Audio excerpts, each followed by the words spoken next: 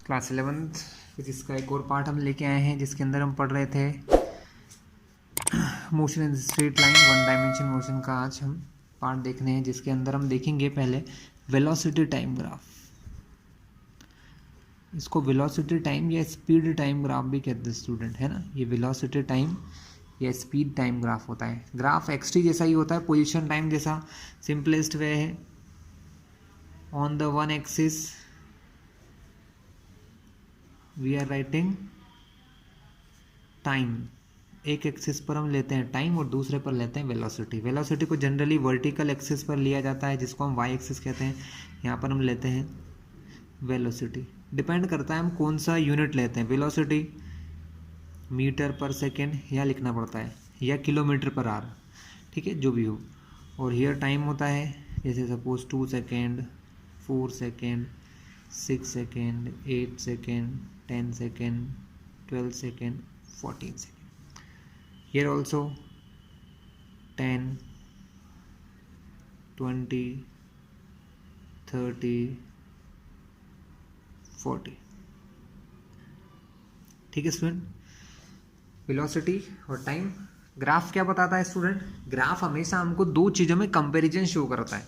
जैसे एक मैं आपको छोटी सी टेबल शो करता हूँ।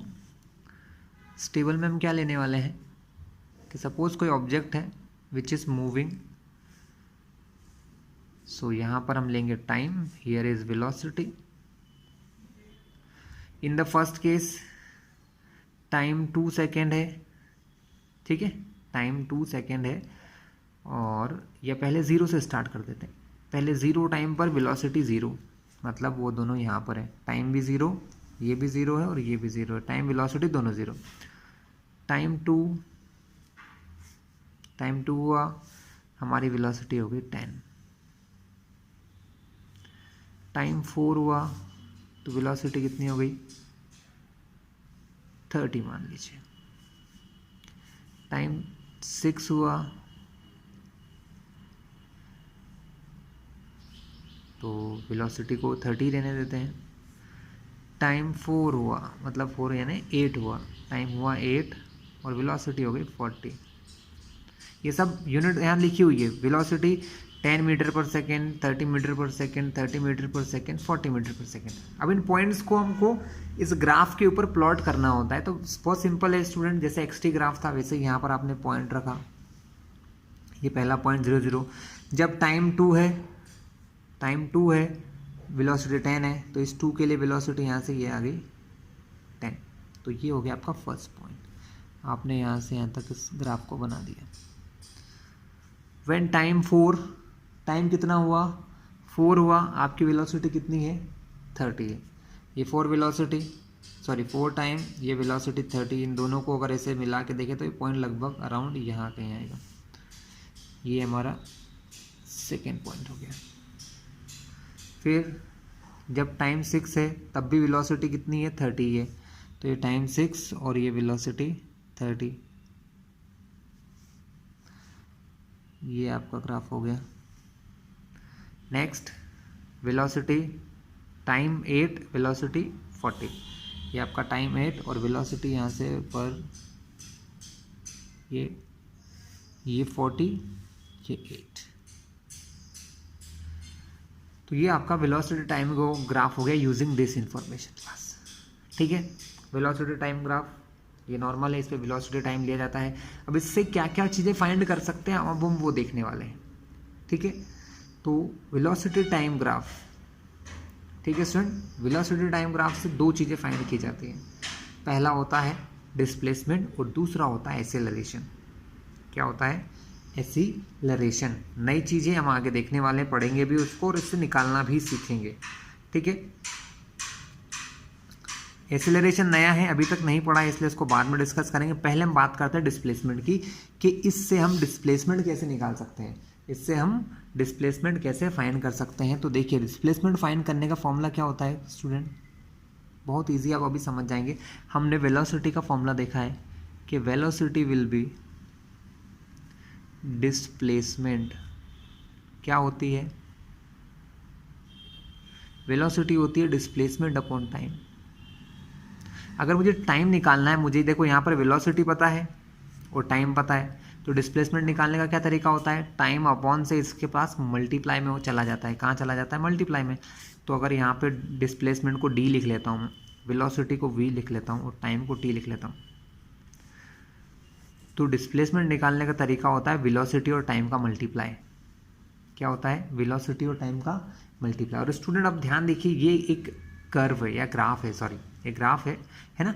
इस ग्राफ का वेलोसिटी और टाइम का मल्टीप्लाई करूंगा तो मुझे क्या मिलेगा, अगर इस ग्राफ में हम वेलोसिटी और टाइम का मल्टीप्लाई करते हैं तो वो मिलेगा इस चीज का एरिया, इस ग्राफ का एरिया। यानी ये जो मैंने ग्राफ बनाया, जो फाइनल पॉइंट था उसको एक्स एक्सिस से यहाँ मिला दिया टाइम एक्सिस से, अब ये क्लोज कर्व हो गया है, क्लोज ग्राफ बन गया है, कोई पॉलीगन बन गया। इसका जो एरिया हम फाइंड करते हैं, that area is the displacement for velocity time graph. Velocity time graph का जो एरिया निकलता है ना, जितना भी एरिया होगा ये हम फाइंड करेंगे तो हमें पता चल जाएगा कि इसमें उसका डिस्प्लेसमेंट क्या हुआ है। आया समझ में आप लोगों को। क्यों ऐसा करा, क्योंकि वेलोसिटी और टाइम का मल्टीप्लाई। अब वेलोसिटी को मान लो सपोज कि वेलोसिटी एक्स वाई एक्सिस पर है और ये एक्स एक्सिस पर है, अब इन दोनों का मल्टीप्लाई करेंगे। जब दो इस प्रकार की लेंथ का मल्टीप्लाई करते हैं तो ये एरिया ही निकलेगा। तो यहाँ पर हमको ये जो कर्व है, इस कर्व का एरिया फाइंड करना है। ठीक है, कर्व का एरिया फाइंड करने के लिए हमको क्या होगा, अब ये तो थोड़ा अजीब सा कर्व है, 1 2 3 4 5 6 साइड वाला है, ऐसा कुछ फॉर्मूला तो है नहीं, तो हम इसको सिंपल करते हैं। देखिए ये आपका एक ट्रायंगल बन गया है ना। यहाँ देखिए ये एक ट्रेपेजियम बन गया है जिसकी 1 साइड 2 साइड 3 साइड और ये 4th साइड। ये आपका एक रेक्टेंगल बन गया है, ये अपोजिट साइड्स। ठीक है, और ये वाला हिस्सा भी क्या बन गया आपका, एक ट्रेपेजियम। तो हम इन चारों चीज़ों का एरिया निकाल के प्लस कर देंगे तो वो क्या मिल जाएगा स्टूडेंट, तो हमें पता चल जाएगा यहाँ पर displacement for velocity time graph. ये एक इंपॉर्टेंट है, इस टाइप के क्वेश्चन आपको एग्जाम्स में आते हैं स्टूडेंट।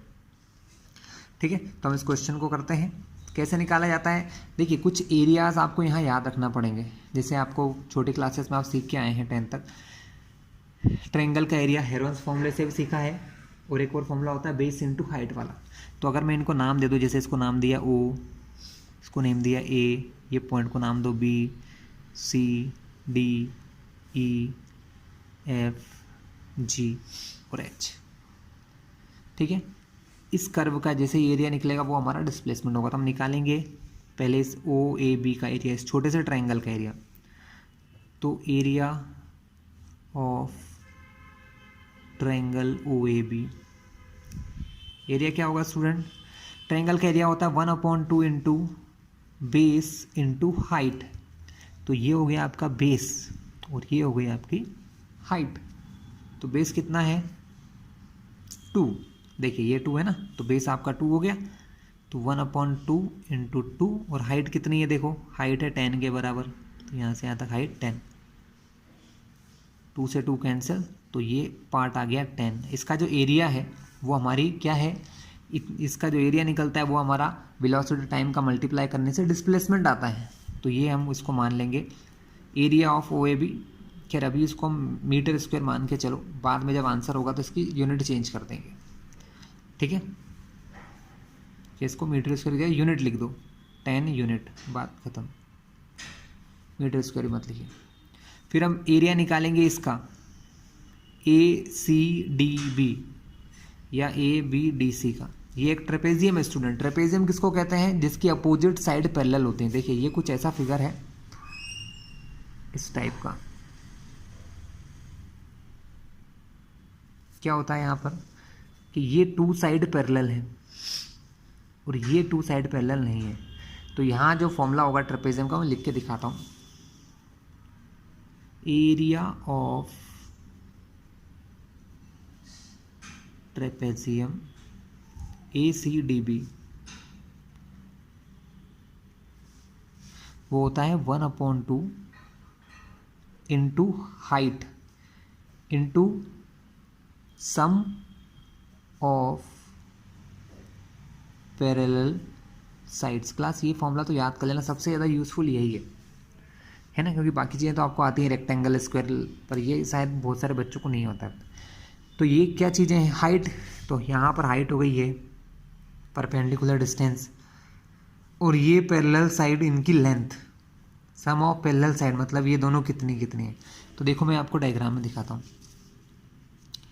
2 से लेके 4 तक ये है उसका हाइट, तो 4 में से 2 गया तो हाइट कितनी हो गई हमारी स्टूडेंट, हाइट हो गई हमारी 2, हो गया ना। यहाँ तक 2 था, यहाँ तक 4 था। अगर मुझे सिर्फ ये वाला हिस्सा निकालना है तो 4 - 2 हाइट हो गई मेरी 2। ये दोनों पैरेलल साइड है, इनका सम, इन दोनों का सम, तो ये है 10 और ये है 30, तो 10 + 30, तो फाइनल आंसर हो जाएगा 2 से 2 कट गया, 10 + 30 40, तो हम इसको लिखेंगे 40 यूनिट। फिर हम निकालेंगे एरिया ऑफ रेक्टेंगल। ये देखिए CFED, ये हमारा रेक्टेंगल है, ये साइड इसके इक्वल है, कितनी है, ये भी 2 है, और ये साइड इसके इक्वल है, ये कितनी है 30 लाइन, देखो कहाँ टच कर रही है इसको, ये 30 की लाइन पर, तो ये कितना है 30। तो निकाल लेते हैं एरिया ऑफ रेक्टेंगल। तो एरिया ऑफ रेक्टेंगल है ना, नाम भी दे देते हैं CFED, CFE और D, ये मैं डायरेक्ट कर दूंगा क्योंकि रेक्टेंगल आप लोग बचपन से पढ़ रहे हो, लेंथ इंटू ब्रेड्थ होता है, ये हो गई लेंथ 2 इंटू ये ब्रेड्थ हो गई 30, तो 32 जा 60 यूनिट। ठीक है, अब हमें क्या करना है, हमें एक और ट्रेपेजियम दिख रहा है यहाँ पर, ये देखिए FGHE दिख रहा है आपको अलग से, फिर से देख लीजिए FGHE, देखिए ये पैरेलल साइड दोनों, ये इसकी हाइट। ठीक है, तो हम फिर से वही फॉर्मूला लगाएंगे, 1/2 into height into sum of parallel side, है ना। कंफ्यूज मत होइएगा, कभी कभी बुक में हाइट को पीछे लिख देते हैं और ये वाले फॉर्मूले को इधर, तो कोई फ़र्क नहीं पड़ता है। अब हम फिर से निकालेंगे एरिया ऑफ ट्रेपेजियम, क्योंकि यहाँ पर हमने इस फिगर को 4 पार्ट में डिवाइड कर लिया था। कौन सा ट्रेपेजियम है ये, FGHIE, FGH और E। क्या होता है फॉर्मूला, 1/2 इंटू हाइट, हाइट वही होगी, यहाँ से यहाँ तक तो 6 है, ये 8 है, तो 8 में से 6 माइनस करोगे तो हाइट कितनी आएगी 2, क्योंकि इन दोनों के बीच का डिफरेंस कितना है 6 से लेके 8, 6 और 8 के बीच में क्या है 2 सेंटीमीटर, मतलब 2 सेकेंड सॉरी, तो 2 into sum of parallel side, तो देखिए एक पैरेलल साइड तो देखिए 30 है, यहाँ से यहाँ तक 30, और दूसरी वाली क्या है 40, तो हमने क्या लिखा 30 + 40, 2 से 2 कैंसिल, 30 + 40 70, तो ये हो गया 70 यूनिट। सो स्टूडेंट अब हमको क्या करना है, हमको टोटल डिस्प्लेसमेंट निकालने के लिए जितना भी वैल्यू आई थी उन सबको प्लस करना है। तो क्या क्या था 10, जितना भी एरिया आया था 1 2 3 4 चारों फिगर के एरिया को प्लस कर दोगे तो दैट इज़ योर डिस्प्लेसमेंट, वो हमारा क्या होता है डिस्प्लेसमेंट होता है। तो देख लेते हैं डिस्प्लेसमेंट कितना हो गया, देखिए ये हो गया 70, ये 60, 70 60, ये 40 और सबसे ऊपर 10, ये चारों का एरिया अगर आप प्लस करते हैं तो आंसर आ गया 70 + 60 130, 130 + 40 170 और 180। लेकिन अब यूनिट की बात करें तो क्लास जो भी क्वेश्चन में यूनिट होती है, यहाँ पर वेलोसिटी की यूनिट अगर मीटर पर सेकेंड है तो आपका आंसर आएगा यहाँ पर मीटर, क्या आएगा 180 मीटर। अगर वहाँ पर किलोमीटर होता तो हम क्या लिखते हैं किलोमीटर। सो स्टूडेंट अब आगे देखते हैं, तो नेक्स्ट क्या देख रहे हैं स्टूडेंट, नेक्स्ट देख रहे हैं हम लोग इस क्वेश्चन में हमने ये देखा कि वेलोसिटी जो है that is not same, velocity पहले 10 थी, फिर टाइम चेंज हुआ 30 हो गई, फिर सेम रही, फिर चेंज हो गई, मतलब वेलोसिटी भी चेंज हो रही है। ठीक है, और वेलोसिटी चेंज होने को हम क्या कहते हैं, हम इस चीज़ को अब समझेंगे कि वेलोसिटी जब बदलती है तो क्यों बदलती है, और बदलती है तो उसे हम क्या कहते हैं। So class change in velocity with respect to time, मतलब टाइम के बढ़ने पर जब वेलोसिटी में चेंजेस होते हैं तो उस चीज़ को हम कहते हैं एसिलरेशन। क्या कहते हैं स्टूडेंट, उस वैल्यू को हम कहते हैं एसिलरेशन।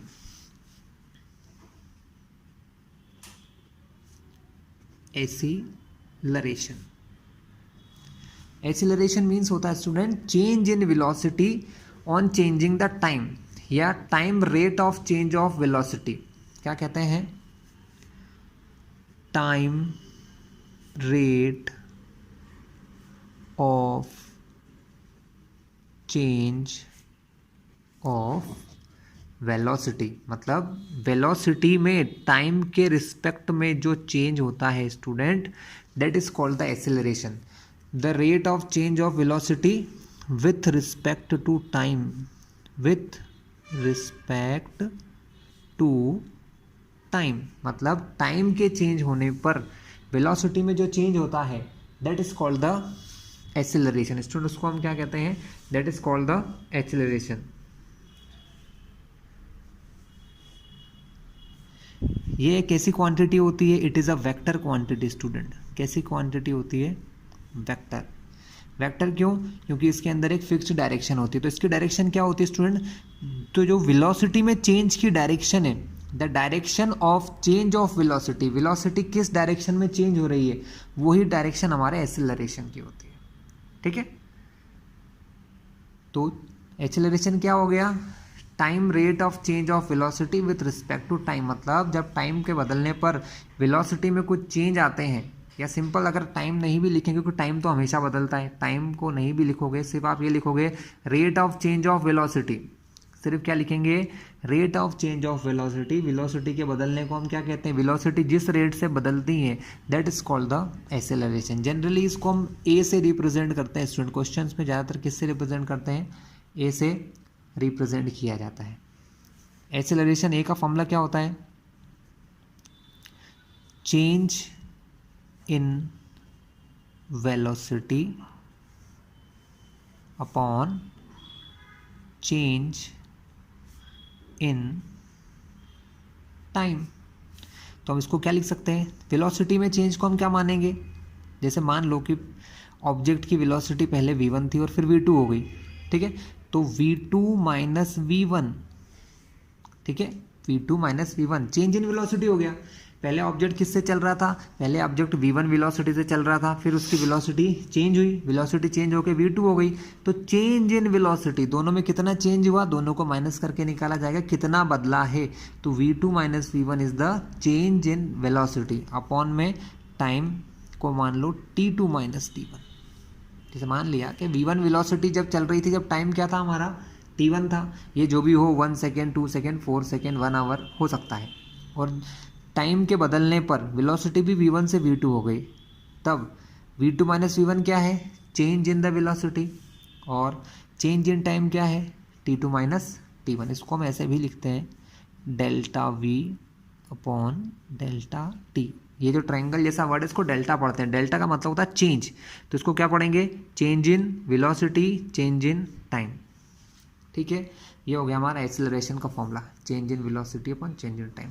अब बात कर लेते हैं यूनिट की, तो यूनिट क्या होती है, देखो यहाँ पर है वेलोसिटी और अपॉन में है टाइम, चेंज हो रहा है तो भी वेलोसिटी तो वेलोसिटी रहेगी, वेलोसिटी की यूनिट होती है मीटर पर सेकेंड, अपॉन में है टाइम, टाइम की यूनिट भी होती है सेकेंड, तो वेलोसिटी जो होती है इसका फॉर्मूला या सॉरी यूनिट जो हो गई वो बन गई मीटर पर एस इंटू एस, मल्टीप्लाई में है तो पावर 2 हो जाएगी, तो मीटर पर सेकेंड स्क्वायर, इसको हम क्या पढ़ते हैं, मीटर पर सेकेंड स्क्वायर। तो मीटर पर सेकेंड स्क्वायर को हम ऐसे भी लिखते हैं, मैंने पहले भी सिखाया है वेलोसिटी के टाइम पे कि ऊपर जाती है तो ये -2, तो वेलोसिटी की यूनिट क्या हो गई, मीटर पर सेकेंड स्क्वायर। अब यहाँ पर यूनिट बहुत सारी हो सकती है स्टूडेंट, ऐसा नहीं कह सकते कि मीटर पर सेकेंड स्क्वायर ही है, लेकिन ये एक एक्सेप्टेबल यूनिट है जो ज़्यादा यूजफुल भी है। दूसरा ये भी हो सकता है किलोमीटर पर आर स्क्वायर, है ना, क्योंकि जो जो यूनिट लेंथ की होती है वो सब हो सकती है मीटर, किलोमीटर, मिलीमीटर, सेंटीमीटर, और यहाँ पर टाइम की कोई भी यूनिट आ सकती है।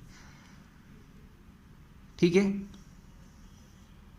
चलिए डायरेक्शन अभी हम और भी केसेस में देखेंगे, अभी हमने सिर्फ फॉर्मूला देखा, हम इसको हमारे क्वेश्चन के थ्रू निकाल के देखते हैं। हमारा क्वेश्चन जो था ना अभी हमने किया था, इस क्वेश्चन में हम देखते हैं कि जब टाइम था 2, है ना, पहले तो 0 देखो, जब टाइम 0 था वेलोसिटी 0, जब टाइम 2 था तो वेलोसिटी हो गई हमारी 10। तो इसी का यूज़ करके एक्सेलरेशन फाइंड करते हैं। तो वेलोसिटी में चेंज कितना हुआ स्टूडेंट, वेलोसिटी में चेंज हुआ 0 से 2 होने पर जब टाइम 0 से 2 हुआ वेलोसिटी 0 से 10 हो गई। तो चेंज इन वेलोसिटी 10 माइनस 0 है ना, और टाइम 2 माइनस 0। 10 माइनस 0 क्या होता है 10, 2 माइनस 0 क्या होता है 2, कैंसिल किया तो आपका एक्सेलरेशन क्या आ गया 5 मीटर पर सेकेंड स्क्वायर। ये किस चीज़ के लिए था, ये था for O to A, O से A तक जाने में 2 सेकंड में 10 की स्पीड आई, मतलब उसका एक्सेलरेशन हो गया 5 मीटर पर सेकेंड स्क्वायर। चलिए अब हम यहाँ 2 से 4 के बीच में देख लेते हैं। देखो जब टाइम था 2 वेलोसिटी थी 10, जब टाइम था 4 वेलोसिटी थी 30। तो हम दोनों चीज़ों को लिखें। व्हेन टाइम इज 4 वेलोसिटी थी 30, जब टाइम हुआ 2 वेलोसिटी हो गई 10। ये थी, फिर से देख लीजिए बता दूं आपको। 4 टाइम पर 30, 2 टाइम पर 10, हमने वही लिखा। Change in velocity v2 minus v1, final velocity minus initial velocity. 30 minus 1 sorry 30 minus 10 हो गया 20, 40 माइनस 2 सॉरी 4 माइनस 2 हो गया 2, 2 से कट हुआ ये 10 बार, तो ये आंसर आ गया 10 मीटर पर सेकेंड स्क्वायर। ठीक है, चलिए आगे और चलते हैं। 4 और 6 के बीच में निकालते हैं। देखिए 4 पर भी वेलोसिटी थी 30 और 6 पर भी वेलोसिटी है 30, मतलब वेलोसिटी में चेंज हुआ क्या, नहीं हुआ। फिर भी करते हैं।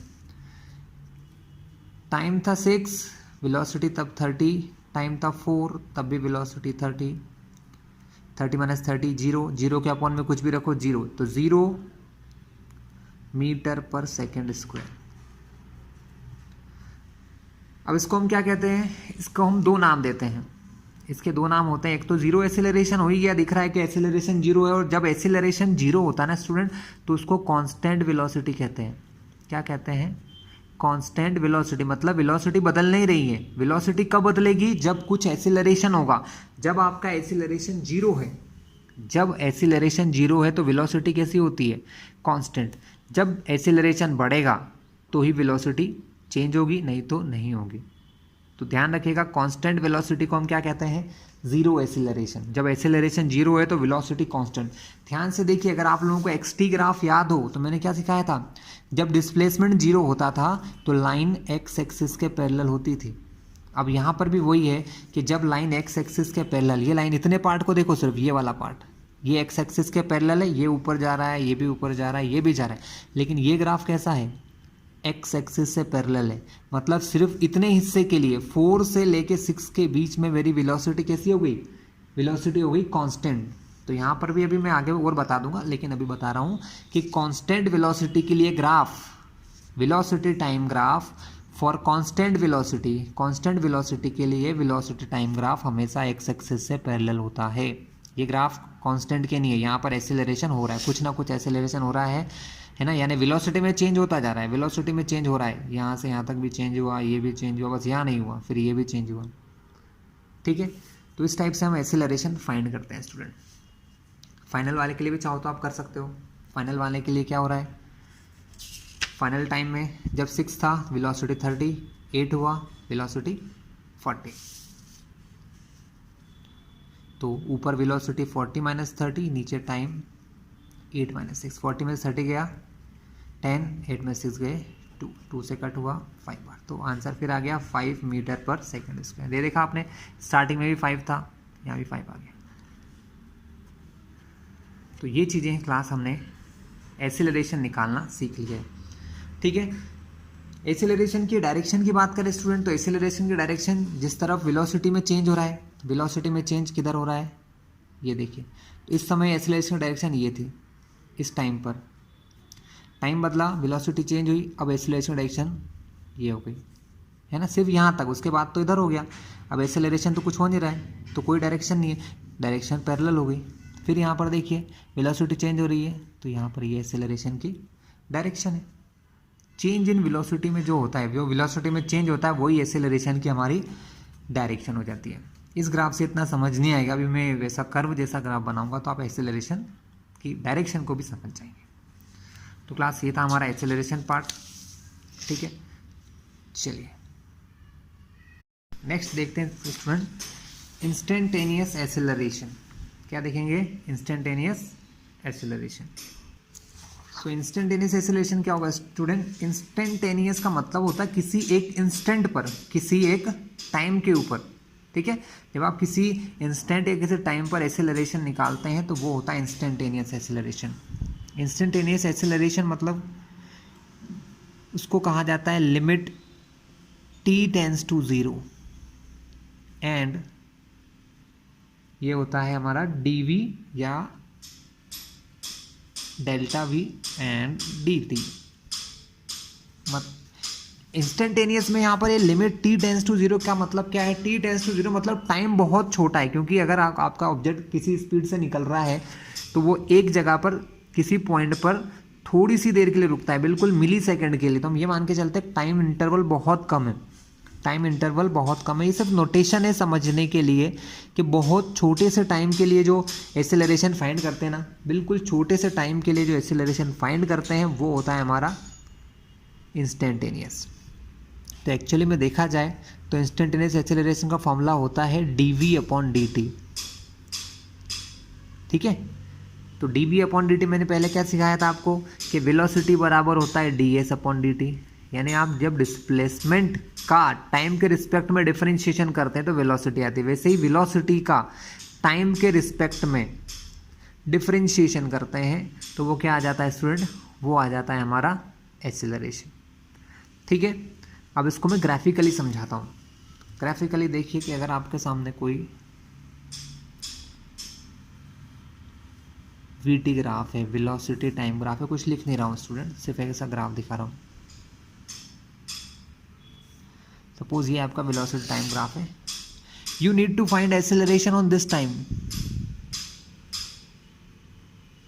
तो क्या होता है, अगर आप इस टाइम पर एक्सेलरेशन निकालना चाह रहे हैं तो आप इस पॉइंट पर एक लाइन ड्रॉ करेंगे जो कि टेंजेंट होती है, ठीक है।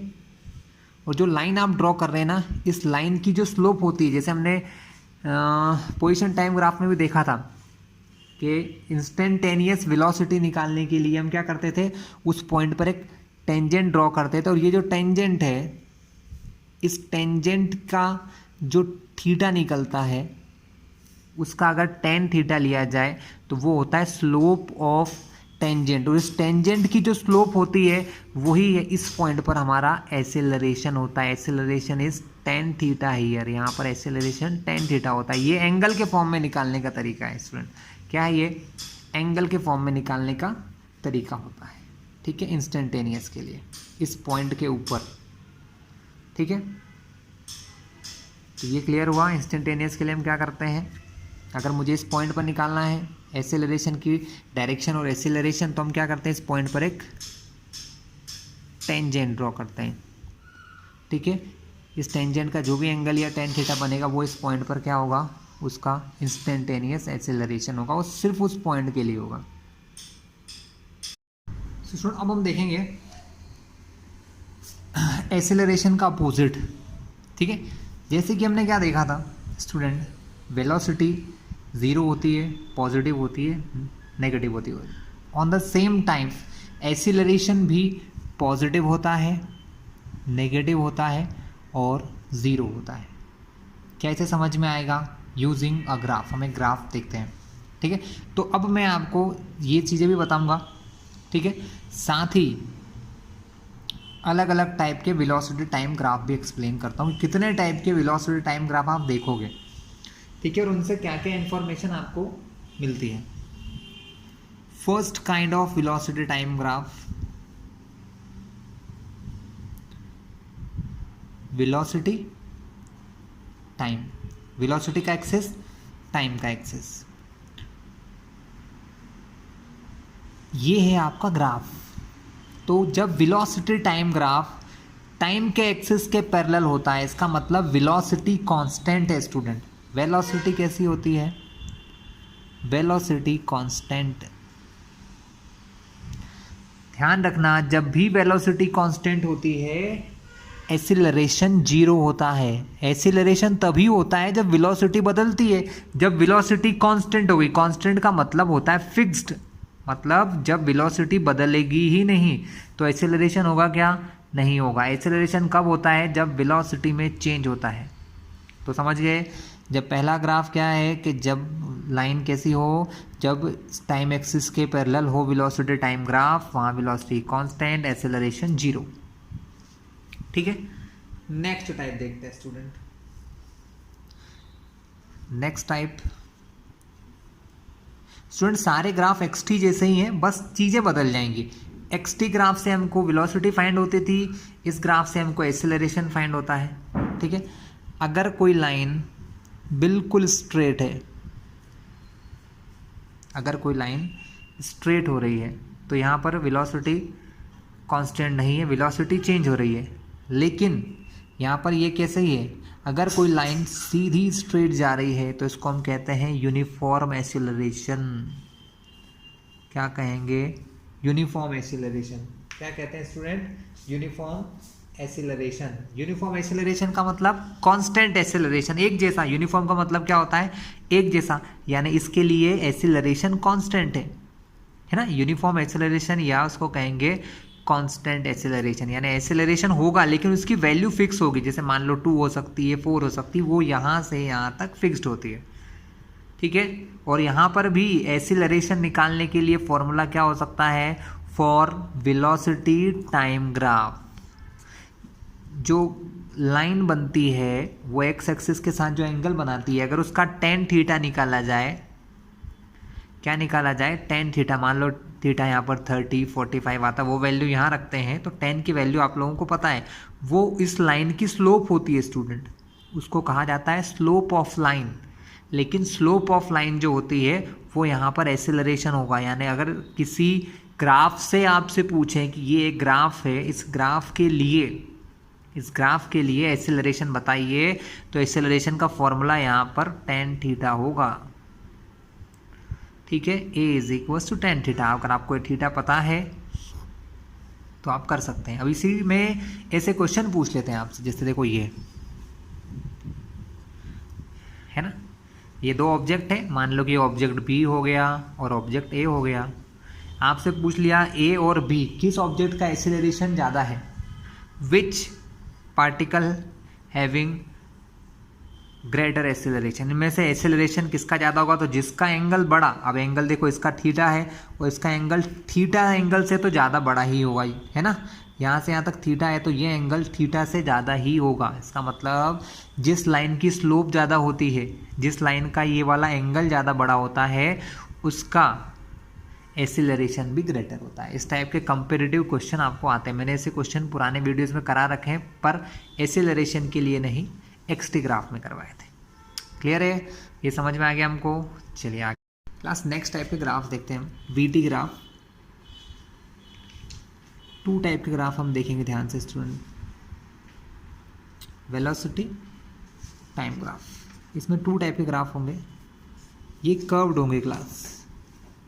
फर्स्ट काइंड ऑफ कर्व्ड, और सेम एज इट इज़ यहाँ पर एक और बना लेते हैं हम लोग, जो सेकेंड होता है वेलोसिटी टाइम ग्राफ। ये कुछ इस टाइप के होता है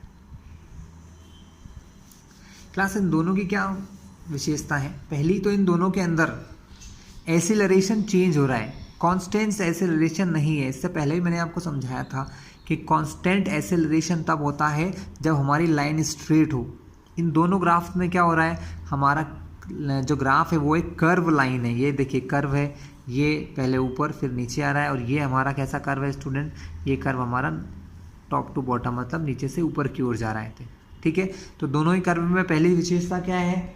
एक्सीलरेशन फिक्स नहीं है, एक्सीलरेशन बदल रहा है। एक्सीलरेशन फिक्स कब होता है? जब लाइन स्ट्रेट होती है। तो एक्सीलरेशन यहाँ पर वेरिएबल एक्सीलरेशन है। यहाँ पर एक्सीलरेशन कैसा है स्टूडेंट? एक्सीलरेशन हमारा चेंज होता है। अब ध्यान से देखते हैं कि एक्सीलरेशन डिक्रीज हो रहा है या इंक्रीज हो रहा है, ये चीज़ को हमको देखना होगा। तो इसके लिए हम क्या करते हैं, कुछ पॉइंट बनाते हैं। देखिए स्टूडेंट, ये एक पॉइंट है, इस पॉइंट पर अगर मैं आपसे पूछूं एक्सेलरेशन क्या होगा, तो आप क्या करोगे, इस पॉइंट पर एक स्लोप डालोगे ऐसे करके। अब अगर मैं आपसे इस पॉइंट पर एक्सेलरेशन पूछूं, आप क्या करोगे, इस पॉइंट पर एक स्लोप डालोगे। अगर आपसे इस पॉइंट पर एक्सेलरेशन पूछे तो आप क्या करोगे, एक स्लोप ड्रॉ करोगे।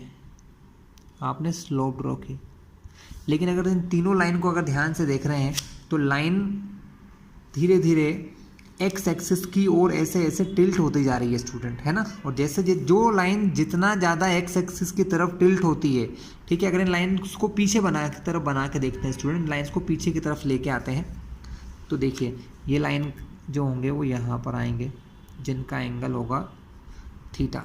अगर इस लाइन को लेके आते हैं तो इसका एंगल, ये एंगल ग्रेटर है और ये एंगल उससे छोटा दिख रहा है, आप देख रहे होंगे इसको ध्यान से, ठीक है। अगर हम इस लाइन को भी नीचे लेके आते हैं, सपोज इस लाइन को भी इस प्रकार से अगर नीचे लेके आया जाए तो ये कुछ यहाँ आएंगे, तो इसका एंगल और भी छोटा होगा इनसे।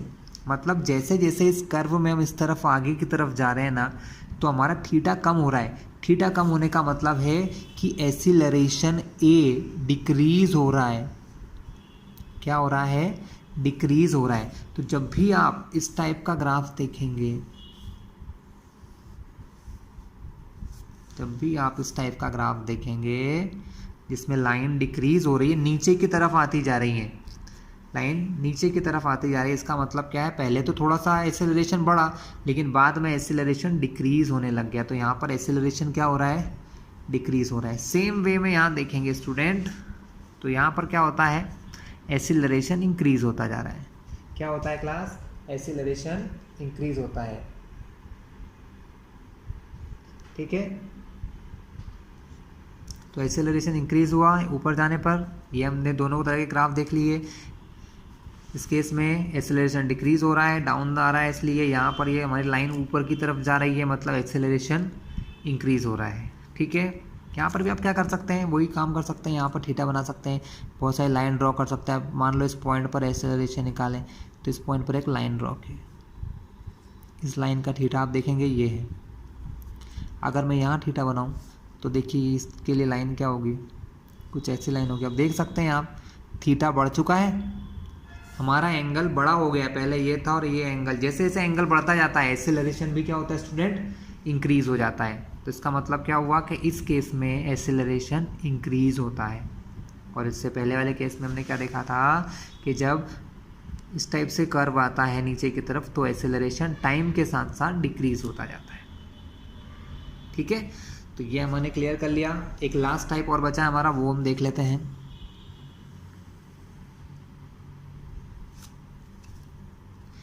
लास्ट टाइप ये कहता है